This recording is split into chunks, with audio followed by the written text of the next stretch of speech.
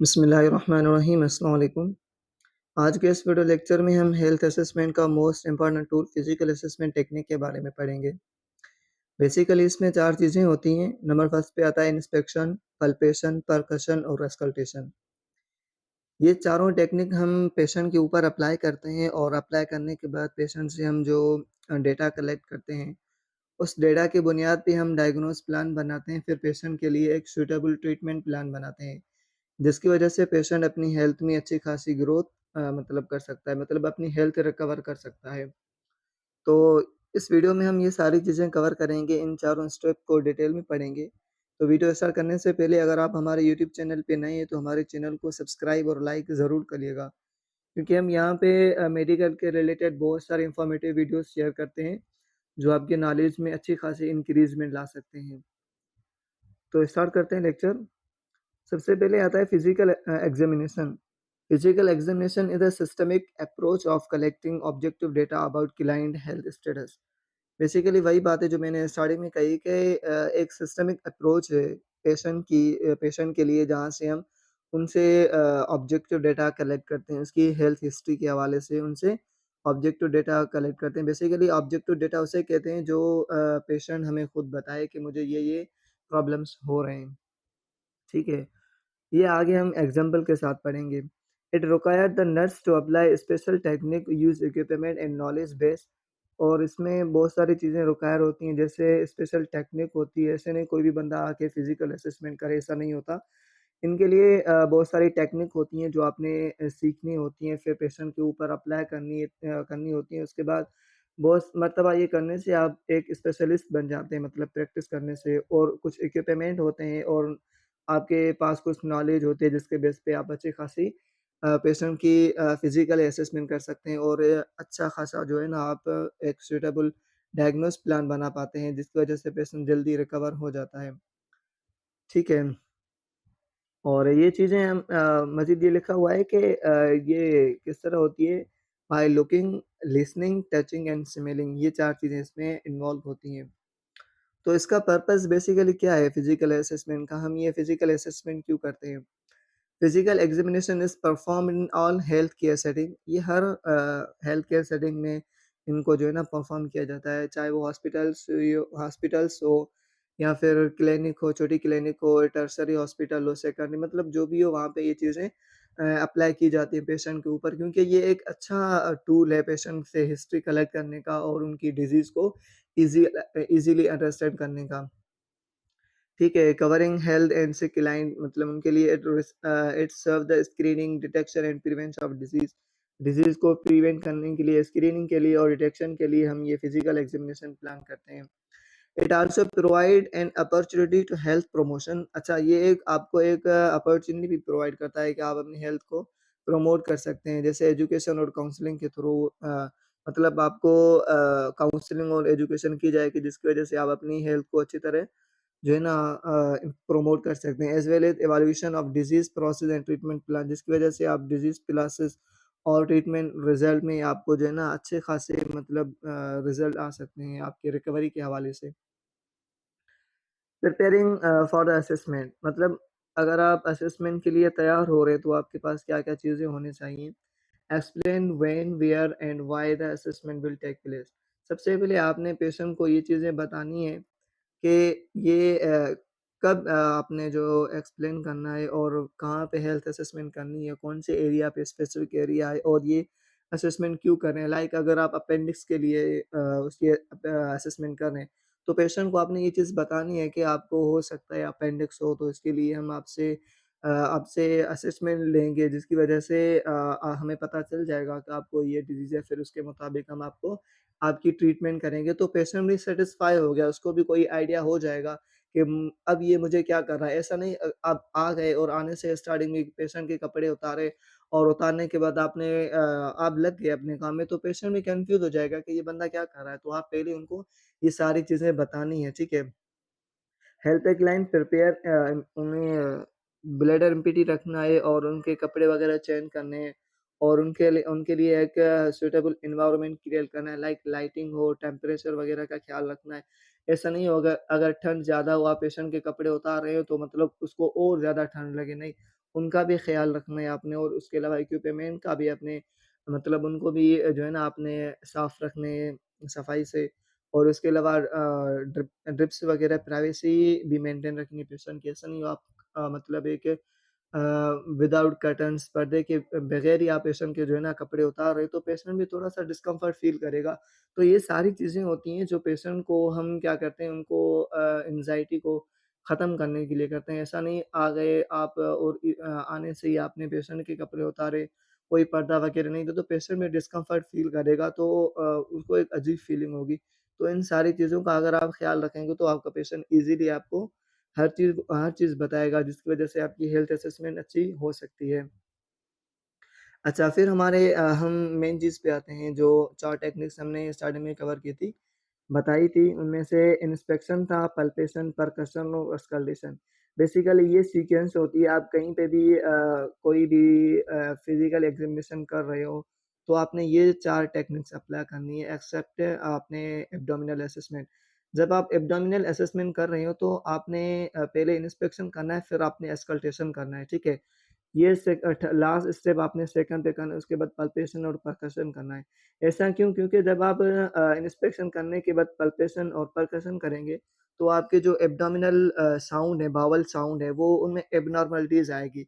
फिर जब आप अस्कल्टेशन करेंगे, तो आपको साउंड जो है ना, वो चेंज सुनाई देगा, जिसकी वजह से आपको वो रिज़ल्ट नहीं मिल पाएँगे, जिनकी आप डिमांड कर रहे होते हो, जो आपको चाहिए। तो इसलिए इनकी एब्डोमिनल असेसमेंट के लिए हमें पहले इंस्पेक्शन करते हैं, फिर अस्कल्टेशन, फिर पल्पेशन और परकशन। ये आपने माइंड में रखना है, बहुत सारे मतलब जगहों पे एमसीक्यूज़ के तौर पे ये आ सकता है। तो पहले इंस्पेक्शन को देखते हैं। Mean observing the client in a close focused manner using vision and smell sense. It begins during the first contact with client and continue throughout the assessment. मतलब सिंपली वही चीज़ होती है इंस्पेक्ट किसी चीज़ को देखना ये चीज़ होती है इंस्पेक्शन में हम पेशेंट की बॉडी को, पेशेंट को देखते हैं, ठीक है? क्या देखते हैं पेशेंट में? उनमें इन्फॉर्मेशन कलेक्ट करने के लिए हम पेशेंट का कलर देखते हैं। अगर पेशेंट कोई जॉन्डिस का पेशेंट है, ठीक है? मरीज़ है, तो उनका कलर वगैरह येलोइश हो गया होगा। साइज़ देखेंगे बॉडी की साइज़ देखेंगे, कहीं पे कोई एब्नॉर्मलिटीज़ तो नहीं आ गई है, ठीक है? लोकेशन देखेंगे कि कौन-सा ऑर्गन कौन-सी जगह पे लोकेट है, कहीं पे वो अपनी एब्नॉर्मल जगह पे तो नहीं हो गया, उसकी एब्नॉर्मलिटी तो नहीं बढ़ गई। और मूवमेंट के हवाले से हम देखेंगे कि उसके बाजू वगैरह ईज़िली मूवमेंट कर रहे हैं कि नहीं कर रहे, जितना उनको मूव करना चाहिए, वो उतना कर रहे हैं कि नहीं कर रहे। उसके अलावा टेक्सचर, उसकी बनावट वगैरह देखेंगे, उसके अलावा सिमेट्री। सिमेट्री बेसिकली ये होता है कि दोनों साइड से इक्वल हो, जैसे अगर आप आइज़ की बात करें, तो दोनों आइज़ साइज़ में इक्वल हो, ठीक है? ऐसा नहीं हो कि एक साइज़ छोटी हो, एक बड़ी हो, तो ये एसिमेट्री हो गया। सिमेट्री बेसिकली उसे कहते हैं, दोनों साइड से दोनों चीज़ें इक्वल हो, ठीक है? तो ये आपका इंस्पेक्शन हो गया, अभी पल्पेशन के ऊपर आते हैं। पल्पेशन में क्या होता है बेसिकली हम पेशेंट को पल्पेट करते हैं अपनी फिंगर टिप्स से, ठीक है? इनके 2 टाइप्स होते हैं, डीप पल्पेशन और लाइट पल्पेशन। तो पहले हम जनरली करते हैं, हम पेशेंट के ऊपर अपने फिंगर से पल्पेट करते हैं, उनको प्रेशर करते हैं। क्यों प्रेशर करते हैं? टेंडरनेस फाइंड आउट करने के लिए, एब्नॉर्मल मास फाइंड आउट करने के लिए बॉडी में। कहीं पे कोई टेंडर वगैरह या एब्नॉर्मल मास तो नहीं हो गया जिसकी वजह से पेशेंट कम्फर्ट फ़ील कर रहा है। अगर आप वही चीज़ पे दबाएँगे, ठीक है, तो पेशेंट को पेन फ़ील होगा तो आप समझ जाएँगे यहाँ पे कोई प्रॉब्लम है। और उसके अलावा टेम्परेचर के लिए भी हम पल्पेट करते हैं, टेम्परेचर फाउंड आउट करने के लिए किसी का कोई बॉडी वगैरह हॉट तो नहीं है या फिर कोल्ड तो नहीं है, ये चीज़ हम फाइंड आउट करने के लिए पल्पेशन करते हैं। The nurse use pad of the finger हमने फिंगर का पैड यूज़ करना है, ठीक है, मतलब front of finger and palm of the touch and feel the patient body part within the hand of the examine। ये सारी चीज़ें हम करते हैं पेशेंट को अप्लाई मतलब एग्ज़ामाइन करने के लिए क्या करते हैं अपने फिंगर का पैड यूज़ करते हैं उनका टेक्सचर और मॉइस्चर और टेंडरनेस फाइंड आउट करने के लिए। उसके अलावा लिम्फ या मसल्स एब्नॉर्मल मसल्स जो बढ़ जाते हैं बॉडी के अंदर वो फाइंड आउट करने के लिए हम पल्पेशन करते हैं। फिर हम आते हैं पल्पेशन के टाइप्स के, लाइट पल्पेशन जैसे ये ऊपर आपको नज़र आ रहा है ना, ये फिंगर टिप हम इसे कहते हैं, पैड, फिंगर पैड इसे कहते हैं। इन पैड से हमने पल्पेट करना है, light palpation. Use the flat part of the right hand और the pad of the finger, not the finger tips. आपने फिंगर टिप्स नहीं यूज़ करनी, फिंगर पैड यूज़ करना है, जिसकी वजह से आपने आपको ईज़िली पल्पेट हो जाएगा और पेशेंट को भी मतलब कोई डिस्कम्फर्ट फ़ील नहीं होगी, आपको अच्छे रिज़ल्ट मिल जाएँगे। The fingers should be together, दोनों फिंगर आपस में मिलनी चाहिए और उनको 1 टू 2 सेंटीमीटर आपने क्या करना है इन करना है पेशेंट के स्किन पे मतलब दबाना है, ठीक है? लाइटेस्ट दबाना है। फिर पेशेंट अगर पेन फ़ील कर रहा है या फिर आपने उसके फेस को देखना है, उसका फेस थोड़ा-सा डिस्कम्फर्ट तो नहीं हो रहा, तो उसका फेस देखने की वजह से या कहीं पे ऐसा होता है कि कोई दर्द होता है, तो वहाँ पे अगर आप टच करते हैं, तो वो वहाँ से वो चीज़ मतलब दूर कर देता है। जैसे पाँव हिला लेता है या फिर बाजू हिला लेता है, तो उनसे भी आपको अंदाज़ा हो जाता है कि इस पेशेंट को यहाँ पे पेन फ़ील हो रहा है। फिर आते हैं लाइट पल्पेशन पे, लाइट पल्पेशन भी इस तरह होती है, आपने पेशेंट को थोड़ा ज़्यादा दबाना है, यहाँ पे आपने आई थिंक 2 टू 4 सेंटीमीटर आपने पेशेंट को बिल्कुल नीचे दबाना है, ठीक है? लाइक अपेंडिक्स के लिए तो पेशेंट अगर पेन फ़ील कर रहा हो, तो आपने ये चीज़ फाइंड आउट करनी है ठीक है, फिर आते हैं हम डीप पल्पेशन पे। Use the determine organ size always is presence of abdominal masses, organ की साइज़ को फाइंड आउट करने के लिए और एब्डोमिनल मासेस को फाइंड आउट करने के लिए हम ये चीज़ करते हैं। The flat portion of right hand is placed on the abdomen. अच्छा, ये कह रहा है कि आपने जो राइट हैंड है उसका जो आपका राइट हैंड है वो पेशेंट के बॉडी पे टच कराएँगे, उसके ऊपर टच कराएँगे, उसके ऊपर अपना लेफ्ट हैंड लगाएँगे, फिर वहाँ से प्रेशराइज़ कराएँगे 4 टू 5 सेंटीमीटर, ठीक है? फिर हम यानी तेज़ करना है और उसके अलावा डीप प्रेशर करना है, pressure should be applied to the abdomen gently and steadily, मतलब कंटीन्यूअसली और मतलब ज़्यादा प्रेशर से उनको दबाना है, जिसकी वजह से आपको वो रिजल्ट्स मिलेंगे और patient should be instruct to breathe quickly through the mouth and to keep on the side, मतलब उसके बाद पेशेंट को इंस्ट्रक्ट करना है कि आपने हाथ जो है बिल्कुल सीधे रखने हैं और इसके अलावा आपने साँस लेनी है। साँस लेने के दौरान अगर उसको पेन फ़ील हो रहा है तो आपने मतलब ये चीज़ फाइंड आउट करनी है कि इस पेशेंट को एब्डोमिनल मास है, एब्डोमेन में एब्नॉर्मल मास बढ़ गया है जिसकी वज़ह से इसको ये पेन फ़ील हो रहा है, फिर उसके मुताबिक आपने ट्रीटमेंट उसके लिए स्टार्ट कर देनी है। फिर हम परकशन की बात करें, बेसिकली परकशन क्या है, फिंगर ट्रैपिंग होते हैं, स्ट्राइकिंग कहते हैं कह सकते हैं आप इसे या फिर फिंगर टैपिंग करते हैं। इन टैपिंग की वजह से आप क्या करते हैं किसी भी ऑर्गन की साइज़ को देख सकते हैं और उनकी कंसिस्टेंसी, बॉर्डर और pressure for fluid in body organ, मतलब ये चीज़ करने के लिए हम परकशन करते हैं। मतलब ऑर्गन की साइज़ को फाइंड आउट करने के लिए। जैसे अगर हम लिवर की बात करें तो लिवर की जो साइज़ है, वेंट्रिकली अगर हम देखेंगे तो आई थिंक 15 सेंटीमीटर या फिर समथिंग है। ठीक है? तो जब जो सॉलिड ऑर्गन होते हैं ना, वहाँ से अगर हम परकशन करेंगे तो वहाँ पे आपको डलनेस साउंड सुनाई देगा, ठीक है? और अगर लंग्स की हम परकशन करेंगे तो वहाँ पे आपको रेजोनेंस साउंड सुनाई देगा और अगर हम एब्डोमेन की करेंगे एब्डोमिनल कैविटी यानी जिसमें आपके ये इंटेस्टाइन वगैरह आते हैं, तो यहाँ पे आपको टेम्पेनी साउंड मिलेगा, ठीक है? तो अगर आप साइज़ के हवाले से देखेंगे तो टैपिंग करेंगे, अगर आप लिवर की कर रहे हैं, तो लिवर का एक मतलब क्या साउंड मिलेगा आपको हॉट साउंड मिलेगा, ठीक है? जिसकी वज़ह से आपको अंदाज़ा हो जाएगा कि लिवर की साइज़ बढ़ गई है या फिर नहीं बढ़ी है। ठीक है, फिर कह रहा है कि percussion of body part produce a sound that indicate the type of tissue with in the organ. वही बात जो मैंने कही कि मतलब इन साउंड से आपको पता चल जाता है कि हमारे ऑर्गन कितने अपनी नॉर्मल साइज़ में हैं कि नहीं है, फिर इस तरह आपने करना है। It is particularly important in examining the chest and abdomen, मतलब ये ज़्यादातर चेस्ट और एब्डोमेन को मतलब एग्जामाइन करने के लिए हम यूज़ करते हैं। फिर इसके 2 टाइप होते हैं, डायरेक्ट परकशन जो हम डायरेक्ट पेशेंट के बॉडी को टच करके हम परकशन करते हैं। Using 1 or 2 finger tap directly on the body part, ask the patient to tell you which area are painful and watch his or her face for sign of discomfort। ठीक है? मतलब ये तो easily description लिखी हुई है patient के उसके बॉडी के ऊपर आपने टच करना है जहाँ पे उसको body part ask the patient to tell you, फिर आपने पेशेंट से पूछना है कि कौन से बॉडी पार्ट पे आपको कितना पेन फ़ील हो रहा है और उसके अलावा आपने पेशेंट के फेस को भी देखना है, उसके डिस्कम्फर्ट तो फ़ील नहीं कर रहा पेन की वजह से। फिर direct percussion is commonly used to assess adult patient sinuses और टेंडरनेस, मतलब ये ज़्यादातर हम साइनसेस के लिए करते हैं। फिर आ जाता है हमारा इनडायरेक्ट परकशन, इसमें बेसिकली क्या चीज़ होती है, press the distal part of the middle finger of your hand non dominant, अच्छा, इसमें ये सारा प्रोसीजर बता रहा है कि आपने ये टेक्निक किस तरह करनी है। तो आपने लेफ्ट हैंड पेशेंट की बॉडी के ऊपर टच करना है, रखना है उसके ऊपर, फिर अपने राइट हैंड की मिडल फिंगर से उसको मतलब टैपिंग करनी है अपनी ही हैंड के ऊपर, ठीक है? फिर वहाँ से आपको साउंड सुनाई देंगे, उन साउंड के बेस पे आपने जो है ना आइडेंटिफ़ाई करना है। ये आपके नॉलेज के ऊपर डिपेंड कर रहा है कि आपके पास कितनी नॉलेज है। फिर आपने आइडेंटिफ़ाई करना है कि पेशेंट की कंडीशन के हवाले से कि पेशेंट की कंडीशन के हवाले से जैसे उसका लिवर एनलार्जमेंट तो नहीं हो गया है या फिर स्प्लीन की साइज़ बढ़ तो नहीं गई या फिर अगर आप लंग्स की करें तो उसमें कोई फ्लूइड वगैरह तो नहीं हो गया, तो ये सारी चीज़ें आपने फाइंड आउट करनी है।